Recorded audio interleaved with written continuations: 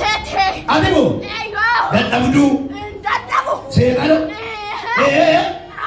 Yesus bira gaafa geessu keetti kan iyyiti. Ati seetana. Anamiti. Anamiti. Ati maal goota? Maal karoorri kee? Karoorri kee maal? Warri shimo. Karaa baashii. Qaallichaa gabbaru. Eeshi. Zari isaanii hundi. Animmoo zari haadha baashiitini. Eeshi. Karaa kooshin darbeeka. Akka hoosii ajjeeti. Amma yoo ati keessaa baate qo'i dhageeffadhu.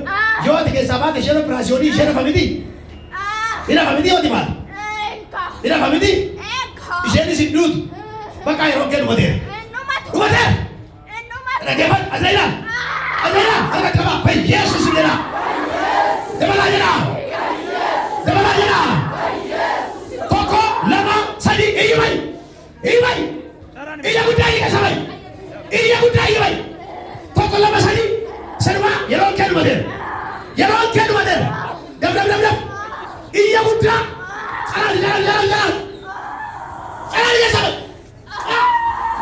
Tokko. Sanumai. Jaallattee maa harka kee baasii fadhaa si hin sobdi seeraan kolkollee na daaraan sobdi iyya guddaa iyya sabay abidda sirra kaaya iyya guddaa yeroo sadi kaan iyya sabay iyya guddaa iyya sabay iyya guddaa yeroo sadi iyya guddaa jaallattee maa abidda sabdi kula kachees qabee abidda taram isheen operaasyoonii taatu Yesuus gidduu galeera. Isheen mucaa Waaqayyooti Yesuus gidduu galeera. Manni kee diigameera, godinoon kee diigameera. Iddoon ati teessu diigameera. Iddoon ati teessu laphee ishee keessaa diigameera. Teessoon kee galagaleera. Iyya guddaa iyyitee ba'uu waa sirraa eegama. Yeroo sadii sagalee guddaan caraan keessa ba'i. Caraan keessa ba'i. Iyyi ba'i.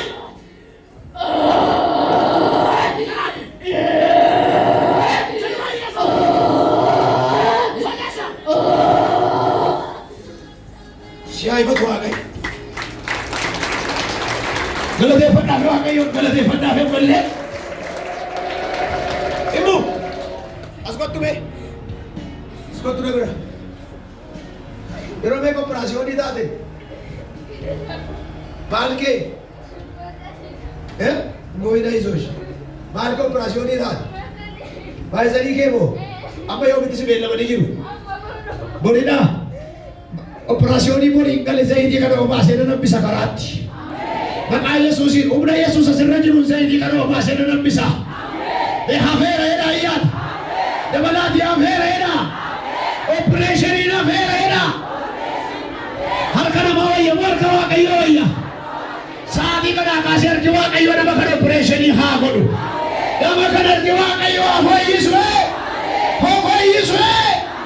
Afaan kee baradhu. Kun zayitii miti dhiiga Yesuus humna gooftichaa liqimsi.